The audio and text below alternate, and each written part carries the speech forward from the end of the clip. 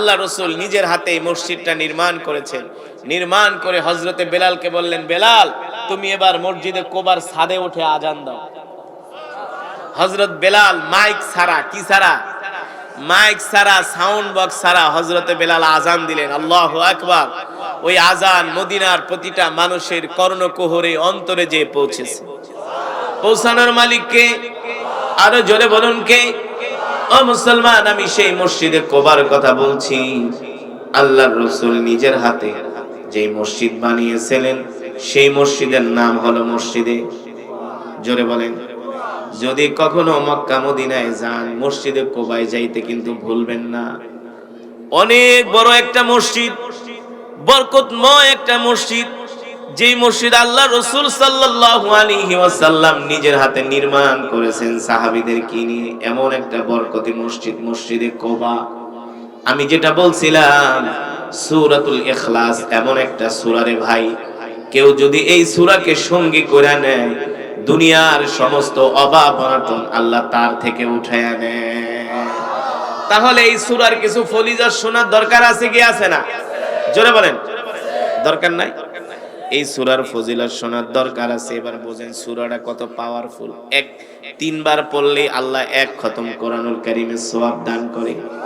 একবার পড়লে 10 পারা, দুইবার পড়লে, তিনবার পড়লে পূর্ণ কোরআন খতমের সওয়াব দান করে। আল্লাহু আকবার। তাহলে এই সূরার ফজিলত, এই সূরার মর্তবা শোনার দরকার আছে কি আছে না? মন দিয়া শুনবেন তো নাকি উঠাউঠি করবেন? এখনো যারা বাইরে আছেন চলে আসেন, মজমার ভিতরে চলে আসেন। আল্লাহ তাআলা সকলকে তৌফিক দান করুন। এই মসজিদে কোবা আল্লাহ রাসূল নিজের হাতে নির্মাণ করলেন। নির্মাণ করার পরে নবী সাল্লাল্লাহু আলাইহি সাল্লাম আবার তো মসজিদে নববীতে চলে গেলেন। তো মসজিদে নববীতে চলে যাওয়ার পরে মসজিদে কোবার ইমাম নাই। কি নাই? কি নাই? আপনাদের এলাকার মসজিদে ইমাম দরকার হয় না? তো ইমাম দরকার হইলে কার কাছে যান? এলাকার যিনি সবচেয়ে বড় আলেম তার কাছেই তো যান, ঠিক কিনা বলেন? তো মদিনাবাসীরাও কোথায় যাবে? আল্লাহ রাসূল সাল্লাল্লাহু আলাইহি ওয়াসাল্লাম রাহমাতুল লিল আলামিনের কাছে গেলেন। যে বললেন, ওগো নবীজি আমাদের মসজিদে ইমাম নাই, আমাদের জন্য একজন ইমামের ব্যবস্থা করে দেন। আল্লাহর নবী কাকে ইমাম হিসেবে নিযুক্ত করবেন? রাসূলের একজন সাহাবী ছিলেন যার নাম হলো আব্দুল্লাহ ইবনে মাসউদ রাদিয়াল্লাহু তাআলা আনহু। সুবহানাল্লাহ বলেন। যাকে বলা হয় ফকিহুল মুহাদ্দিসিন, সবচেয়ে বড় ফকিহ, সবচেয়ে বড় আলেম। আল্লাহু আকবার। হযরত আব্দুল্লাহ ইবনে মাসউদ রাদিয়াল্লাহু তাআলা আনহু কে মসজিদে কোবার ইমাম হিসেবে নিযুক্ত করলেন। আল্লাহ রাসূল বললেন, ঠিক আছে আমার এই সাহাবীকে নিয়ে যাও। এই সাহাবী অনেক বড় আলেম, তার তেলাওয়াত সুন্দর, তার প্রজ্ঞা মেধা হলো অতুলনীয়, ইমাম হিসেবে পারফেক্ট। সুবহানাল্লাহ বলেন। তাকে তোমরা নিয়ে যাও। আল্লাহ রাসূল সাল্লাল্লাহু আলাইহি ওয়াসাল্লাম সাহাবী আব্দুল্লাহ ইবনে মাসউদকে মসজিদে কোবার ইমাম হিসেবে নিযুক্ত করলেন। এবার ইমাম সাহেব প্রতিদিন নামাজ পড়ান, খুব ভালো, খুব সুন্দর আমল আখলাক চরিত্র।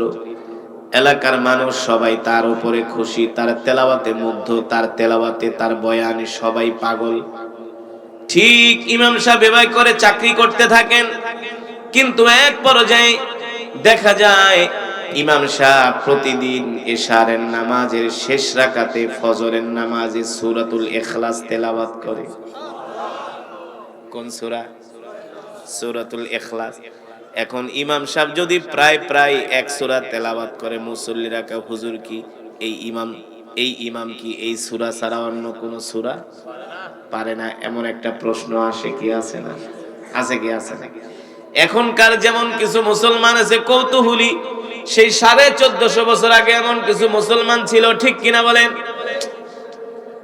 একদিন, 2 দিন, 3 দিন এভাবে করে সূরাতুল ইখলাস প্রতিদিন নামাজে তেলাওয়াত করে। এবার মুসল্লিরা খেপা গেল ইমাম সাহেবের উপরে। কিরে ইমাম সাহেব পাইছে কি?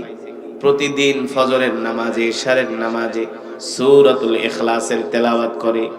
একটা কাজ করি, ইমাম সাহেবকে যাই আমরা সবাই মিলা ধরি যে হুজুর আপনি পাইছেন নাকি? সূরা ইখলাস ছাড়া কি কোরআনে আর কোন সূরা নাই? এই সূরা কেন আপনি তেলাওয়াত করেন না নামাজের মধ্যে? কিছু মুসল্লি বলে, এই মিয়া এই ইমাম রে 20টা সূরা তেলাওয়াত করুক। কোন সূরা? জোরে বলেন কোন সূরা? আমরা সবাই পারি তো? পড়েন বিসমিল্লাহির রহমানির রহিম, সবাই পড়েন। কুল হুয়াল্লাহু আহাদ আল্লাহুস সামাদ লাম ইয়ালিদ ওয়া লাম ইউলাদ ওয়া লাম ইয়াকুল লাহু কুফুয়ান আহাদ। পারেন তো? এই সূরা যদি কেউ 3 বার পড়ে আল্লাহ তাআলা তার আমলনামায় এক খতম কোরআনুল কারীমের সওয়াব দান করে। পড়বেন তো বেশি করে। ঠিক এবার ইমাম সাহেবরা, মুসল্লিরা ইমাম সাহেবের বিরুদ্ধে নালিশ করার জন্য আল্লাহ রাসূলের দরবারে গেলেন। একদল মুসল্লি গেলেন। আল্লাহর নবী রাহমাতুল লিল আলামিন ফজরের নামাজ শেষ করে মসজিদে বসে আছেন। দেখেন মসজিদে কোবার মুসল্লিরা নালিশ নিয়ে আসছে। আল্লাহ রাসূল মুসল্লিদেরকে দেখা মুসকে মুসকে হাসতেছে, কারণ আগেই তো আল্লাহ জিবরাইলের মাধ্যমে জানায় দিয়েছে কি ঘটতে যাচ্ছে। ঠিক কিনা বলেন? কি ঘটবে, কি ঘটতে যাচ্ছে আগেই তো আল্লাহ তাআলা জানায় দিয়েছেন জিবরাইলের মাধ্যমে। এবার মুসল্লিরা যায় বলে, হুজুর গো আল্লাহর নবী রাহমাতুল লিল আলামিন আমাদেরকে এমন একজন ইমাম দিবেন যে ইমামের তেলাওয়াত এত সুন্দর, যে ইমামের বয়ান এত সুন্দর, যে ইমামের আখলাক চরিত্র এত সুন্দর, ইমামের আখলাক চরিত্রে বয়ানে আমরা সবাই মুগ্ধ, আমরা সবাই খুশি। আল্লাহর রাসূল বলে, সব দিকে খুশি হইলে বেজার কোনটা সেটা আগে বলো, কারণ আল্লাহর নবী তো জানেই, জিবরাইলের মাধ্যমে জানায় দিছে যে তারা অভিযোগ নিয়ে আসবে। ঠিক কিনা বলেন? অনেকক্ষণ ইমাম সাহেবের প্রশংসা করার পরে বলে, ওগো আল্লাহর নবী, এই ইমাম সাহেব প্রতিদিন ইশারের নামাজ আর ফজরের নামাজের শেষ রাকাতে প্রায় সূরাতুল ইখলাসের তেলাওয়াত করে। আমরা চাই ইমাম সাহেব ঘুরিয়ে ফিরিয়ে অন্য সূরা তেলাওয়াত করুক। আল্লাহু আকবার। এই দিকে আবার ইমাম সাহেব সাহাবী আব্দুল্লাহ ইবনে মাসউদ রাদিয়াল্লাহু তাআলা আনহু মনে মনে বলে, আল্লাহর নবীর সাথে অনেকদিন সাক্ষাৎ হয় না, আল্লাহ রাসূলের সাথে অনেকদিন সাক্ষাৎ হয় না, একটু নবীজিকে দেখে আসি। সেও ফজরের নামাজের পরে তাসবিহ একটা হাতে নিয়ে আল্লাহ রাসূলের সাথে দেখা করার জন্য যাবেন। তাসবিহ পড়তেছে, সুবহানাল্লাহ, আলহামদুলিল্লাহ, লা ইলাহা ইল্লাল্লাহ, আল্লাহু আকবার, সুবহানাল্লাহ, আলহামদুলিল্লাহ, লা ইলাহা ইল্লাল্লাহ, আল্লাহু আকবার। তাসবিহ পড়তে পড়তে সাহাবী আব্দুল্লাহ ইবনে মাসউদ রাদিয়াল্লাহু তাআলা আনহু মসজিদে নববীতে যায় হাজির হলেন। আল্লাহর নবী ইমাম সাহেবকে দেখে মুস্কি মুস্কি হাসতেছে। এখন তো মুসল্লিরা ভয় পেয়ে গেছে, একজন আর একজনের খোঁচা মেরে গায়, মিয়া ইমাম সাহেব যে আমরা যেখানে আইছি ইমাম সাহেব কেমনে জানে? ইমাম সাহেবরে আবার কেঠা কইলো, হ্যাঁ কইছিলাম না মাতবরি করো না। ইমাম সাহেব পরে পরে যেই সূরা পরে পড়ুক, কি দরকার ছিল নালিশ নিয়ে আসার?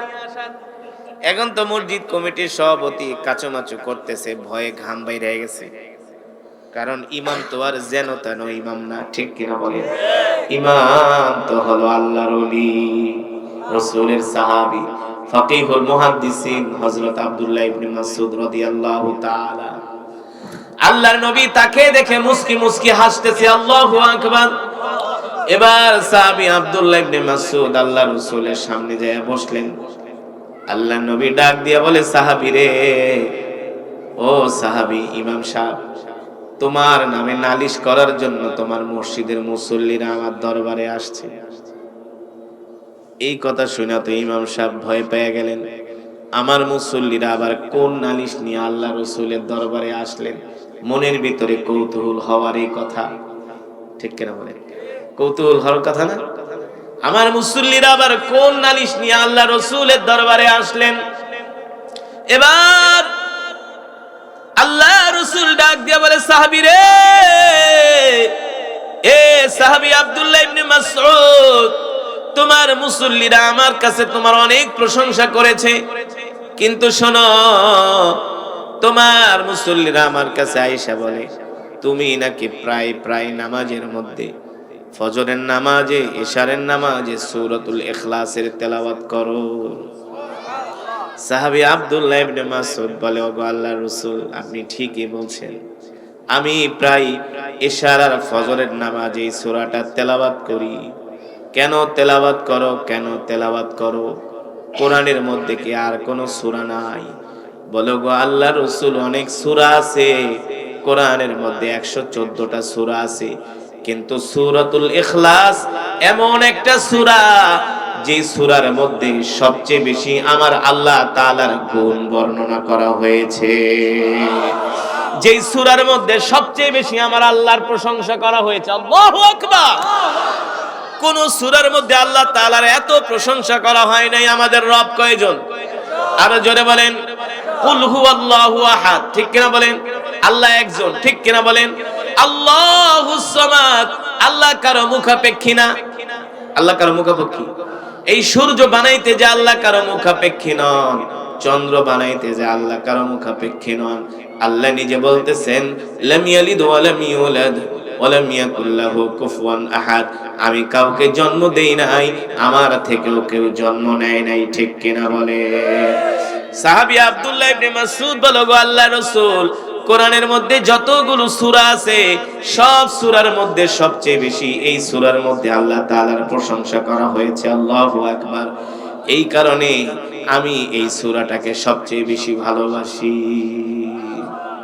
আল্লাহ রাসূল ডাক দেয়া বলে, সাহাবী রে, এ সাহাবী, শুধু তুমি ভালোবাসো না, এই সূরা তেলাওয়াত করার কারণে আমিও তোমাকে ভালোবাসি, কারণ আমিও এই সূরার পাগল। সুবহানাল্লাহ।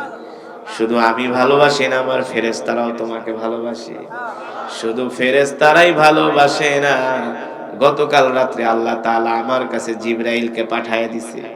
জিবরাইল আইসা বইলা গেছে, এমন একটা বিচার নিয়ে সকালবেলা তোমার মুসল্লিরা আসবে। আল্লাহ তাআলা আমাকে নির্দেশ দিছে যাতে করে আমি তোমার পক্ষে এই বিচারের ফয়সালা দিয়া দেই। এ আব্দুল্লাহ ইবনে মাসউদ, এই সূরাটাকে যে তুমি বেশি বেশি তেলাওয়াত করো, এই জন্য শুধু আমি খুশি না, আমার ফেরেশতারা খুশি না, আরশের মালিক, জমিনের মালিক আল্লাহও তোমার উপর খুশি। কে খুশি? আরো জোরে বলেন, কে খুশি? তিরমিজির বর্ণনায় আসছে, কেউ যদি এই সূরাতুল ইখলাসকে প্রতিদিন ফরজ নামাজের পরে কয়বার? 3 বার করে তেলাওয়াত করে, ইন্তেকালের সাথে সাথে আল্লাহ তাআলা বিনা হিসাবে তাকে জান্নাত দিয়ে দিবে। কেউ যদি সূরাতুল ইখলাস প্রতিদিন পড়ে, আপনি যাবেন দোকানে, যে আমাকে 250 গ্রাম রুটি দেন, আটা না, কি রুটি দেন, 250 গ্রাম, আধা কেজি রুটি দেন। আপনি যদি সেখানে কোনো কিছু কেনেন, তেহারি কেনেন, বিরিয়ানি কেনেন, আপনাকে পাল্লা দিয়া মেপে দেওয়া হবে। তার কারণ হলো, বলেন তো কারণ কি? কারণ হলো আপনি যে রুটি বানান, কোনো একটা রুটি সাইজ বড়, কোনো একটা রুটি সাইজ ছোট, কিন্তু গড় মানে একেবারে গয় রাখা, কিন্তু আপনার থেকে দামে একই নেওয়া হচ্ছে। ঠিক কিনা বলেন? আপনাকে 1 প্লেট তেহারি দিচ্ছে, কোনো